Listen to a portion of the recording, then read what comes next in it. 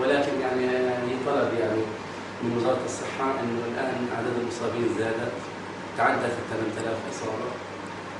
يعني نطلب منهم المزيد من فتح مستشفيات أكثر واستقبال مرضى أكثر من ذلك، لأنه فعلا بدأوا الآن اليهود حتى يستهدفوا المستشفيات. أنتم تعرفوا متابعين الأمر إنه مستشفى أبو اسم الدار في رفح تم ضربها وهذه الأجزاء منها، وأصبحت الآن غير مستشفى دار الشفاء، مستشفى دار الشفاء الأقصى ودار الشفاء، وحتى مستشفى الكويتي أيضا، حتى مستشفى الكويتي اللي بدأ ينزح إليها المرضى هي مهددة ومعرضة للخطر. تعرضت بعد ضرب الصواريخ الأربعة على البيت.